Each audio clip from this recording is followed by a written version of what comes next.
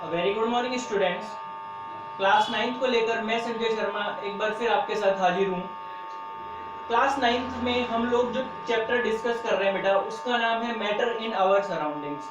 Matter in our surroundings से related 2 video मैं अभी तक लॉन्च कर चुका हूँ, जिसके अंदर हम लोगों ने डिस्कस किया था कि मैटर क्या होता है। बेसिकली मैंने आपको बताया था कि व्हाट इज मैटर। मैंने बोला था कि everything surround us is matter. हमारे आसपास जो भी कुछ है वो मैटर है। यदि हम बात करें तो मैटर के बारे में मैंने बताया था कि जो वॉल्यूम कंटेन करता है, जो स्पेस ऑक्यूपाई करता है और जिसका कुछ शेप या साइजेस होते हैं, इन क्राइटेरिया को फुलफिल करने वाली जो भी थिंग्स हैं वो सब मैटर है। और हमारे आसपास जो भी चीज है, जो हमने देखा कि जो भी हमारे आसपास थिंग्स हैं वो सब कुछ क्या था, मैटर था। सेकंड क्लास में हम लोगों ने डिस्कस किया था मैटर के स्टेट्स के बारे में। मैंने आपको मैटर के स्टेट के फीचर बताए थे। मैंने बताया था सॉलिड क्या होता है, मैंने लिक्विड के बारे में डिस्कशन किया था और मैंने गैसेस के बारे में भी डिस्कशन किया था। आज की जो हमारी क्लास है वो रिलेटेड है कि can matter change it's state. क्या मैटर अपनी स्टेट को चेंज कर सकता है। इट मींस यदि कोई मैटर सॉलिड है तो क्या वो सॉलिड से लिक्विड में कन्वर्ट हो सकता है, या वो लिक्विड है तो क्या वो लिक्विड से गैस स्टेट में कन्वर्ट हो सकता है, या फिर वाइस वर्सा, मतलब कि क्या गैस को वापस से लिक्विड में और लिक्विड को वापस से सॉलिड में कन्वर्ट किया जा सकता है। और यदि किया जा सकता है तो how it can possible. Let's see, आज हम इसी के बारे में डिस्कस करने वाले हैं। देखिए, हमारा सबसे बड़ा क्वेश्चन मार्क आज का है can matter change it's state. क्या मैटर अपनी स्टेट चेंज कर सकता है। तो बेटा एब्सोल्युटली कर सकता है। ये एकदम करेक्ट बात है कि मैटर अपनी स्टेट को चेंज कर सकता है। बट मैटर को अपनी स्टेट को चेंज करने के लिए बेसिकली कुछ एक्सटर्नल फैक्टर्स की रिक्वायरमेंट होती है। ये एक्सटर्नल फैक्टर्स कौन कौन से होते हैं, हम बेसिकली 2 एक्सटर्नल फैक्टर्स के बारे में इस चैप्टर में डिस्कस करेंगे।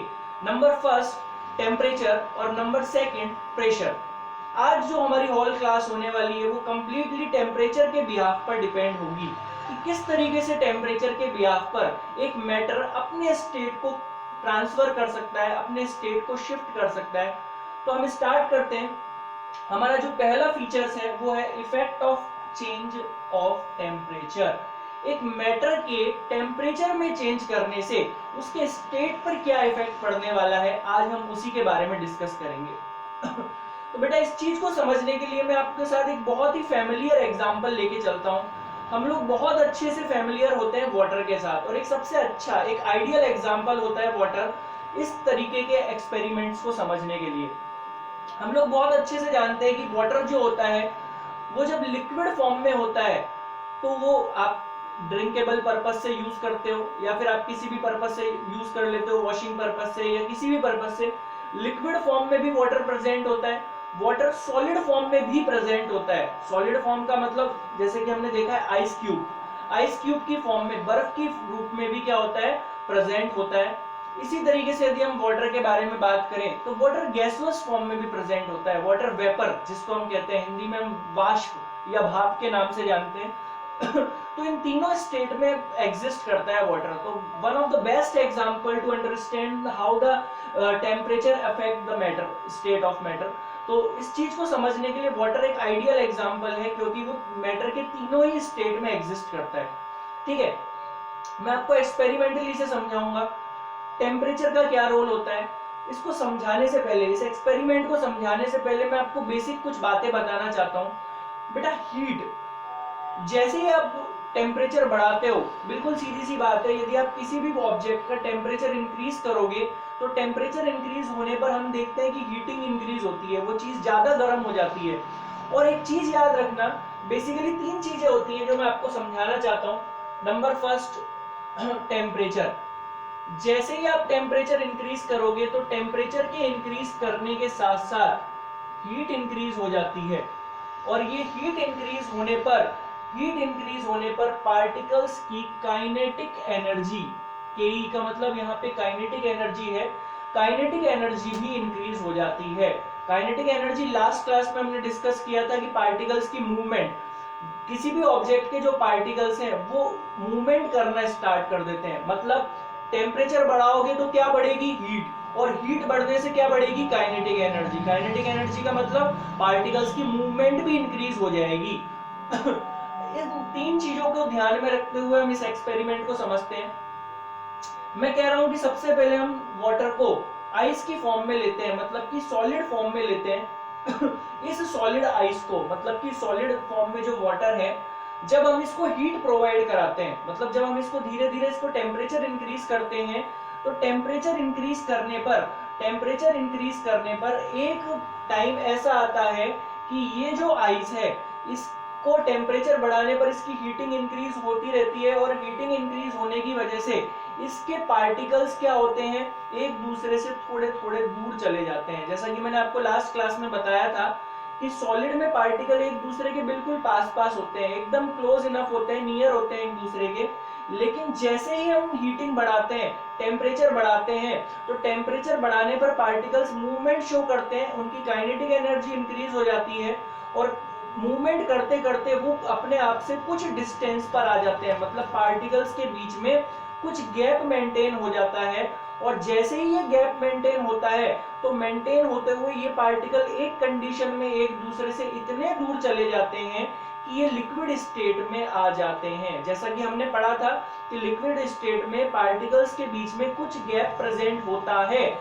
तो इसी तरीके से ये जो आइस है, इसके पार्टिकल्स भी टेम्परेचर इंक्रीज करने पर एक दूसरे से एक कंडीशन में इतने गैप पर आ जाते हैं कि आइस किस में कन्वर्ट हो जाती है, वाटर में कन्वर्ट हो जाती है। और ये जो टेम्परेचर है जिसके ऊपर आइस वाटर में कन्वर्ट हो जाती है, ये टेम्परेचर होता है 273.16 केल्विन के इक्वल। मतलब कि 273.16 केल्विन जो है, इस टेम्परेचर पर आइस जो है वो वाटर में कन्वर्ट हो जाता है। यदि मैं आपको 273 केल्विन के बारे में बताऊं, तो ये 0 डिग्री सेल्सियस के ही इक्वल होता है।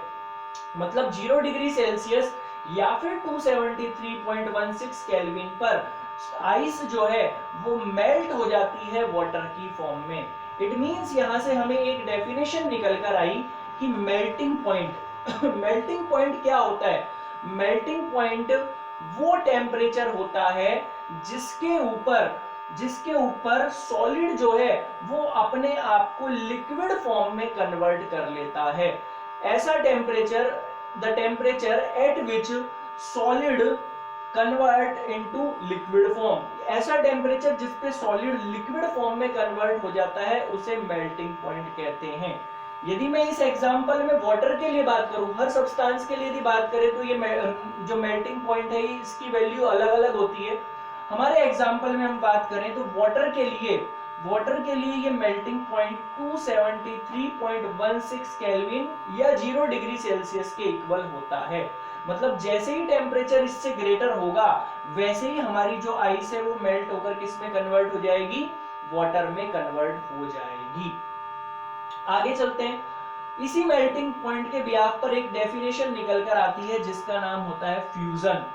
फ्यूजन क्या होता है? फ्यूजन एक फिनोमिना है किस मैटर के चेंज होने का।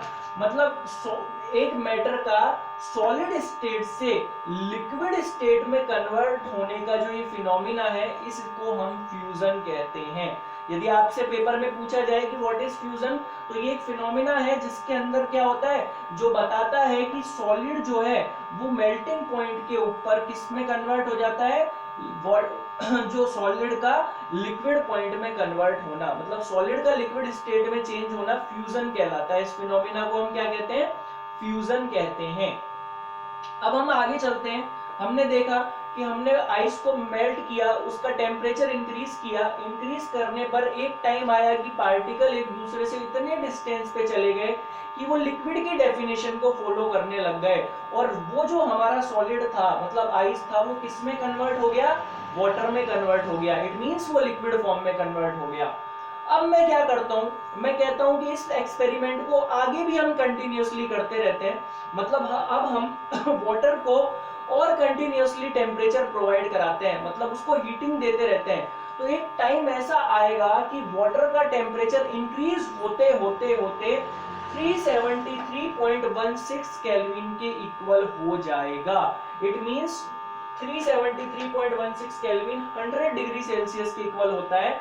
मतलब वाटर को हम इतना हीटिंग प्रोवाइड कराते हैं, इतना गर्म करते हैं कि उसका टेम्परेचर 273.16 से बढ़कर 373.16 या फिर 100 डिग्री सेल्सियस के इक्वल आ जाता है।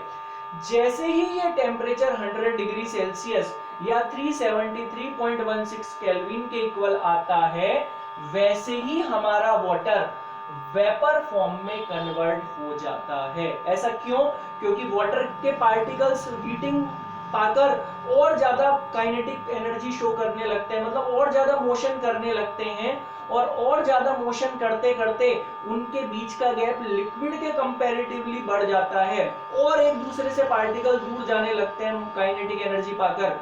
और एक टाइम आता है, मतलब इस टेम्परेचर के ऊपर एक ऐसा टाइम आता है कि वो एक दूसरे से इतने दूर आ जाते हैं कि गैस की प्रॉपर्टी को शो करने लगते हैं, मतलब एक दूसरे से फार डिस्टेंस पर दोनों पार्टिकल आ जाते हैं। और उस कंडीशन में वाटर जो है वो वाटर वेपर मतलब गैसवस फॉर्म में कन्वर्ट हो जाता है। अब इस चीज को ध्यान से समझना, इस चीज से फिर से यहाँ कुछ डेफिनेशंस निकल कर आती हैं। फर्स्ट डेफिनेशन जो है वो है बॉइलिंग पॉइंट। बॉइलिंग पॉइंट क्या होता है? मैंने बोला कि वाटर का टेम्परेचर बढ़ाया, इंक्रीज किया, और इंक्रीज करने पर जैसे ही टेम्परेचर 373.16 केल्विन पर आया, वैसे ही वाटर वेपर की फॉर्म में कन्वर्ट हो गया। तो बॉइलिंग पॉइंट क्या कहता है? एक ऐसा टेम्परेचर जिसके ऊपर लिक्विड जो है वो वेपर की फॉर्म में कन्वर्ट हो जाए, मतलब कि the temperature at which water convert into water vapour. Water जो है वो वाटर वेपर में कन्वर्ट हो जाए, मतलब वाटर बॉईल करना स्टार्ट कर दे, उस टेम्परेचर को हम क्या कहते हैं? बॉइलिंग पॉइंट कहते हैं। और यदि हम वाटर के रेस्पेक्ट में बात करें तो वाटर के लिए इस बॉइलिंग पॉइंट की वैल्यू 373.16 केल्विन या फिर 100 डिग्री सेल्सियस होती है। Is it clear? इसी तरीके से इसी पॉइंट से एक और डेफिनेशन निकलकर आती है जिसका नाम होता है वेपोराइजेशन। वेपोराइजेशन क्या होता है? जैसे हमने देखा था फ्यूजन कि सॉलिड स्टेट का लिक्विड स्टेट में कन्वर्ट होना फ्यूजन कहलाता था। सिमिलरली वाटर मतलब लिक्विड स्टेट का वेपर मतलब कि गैसोस स्टेट में कन्वर्ट होना, एक लिक्विड का एक गैसोस स्टेट में कन्वर्ट होना क्या कहलाता है? वेपोराइजेशन कहलाता है at boiling point. Boiling point के ऊपर लिक्विड का गैसोस स्टेट में कन्वर्ट होना वेपोराइजेशन कहलाता है। इज इट क्लियर और नॉट? ये मैंने आपको बताया कि किस तरीके से जो टेम्परेचर है वो इफेक्ट डालता है मैटर के स्टेट के ऊपर। नेक्स्ट क्लास के अंदर हम डिस्कस करेंगे कि किस तरीके से प्रेशर इफेक्ट डालता है मैटर के स्टेट को चेंज करने में। ये हम डिस्कस करने वाले हैं नेक्स्ट क्लास में। उसके बाद ऐसी बहुत सारी डेफिनेशंस हम लोग को डिस्कस करनी है। अभी तक के लिए thank you so much, bye bye, good night.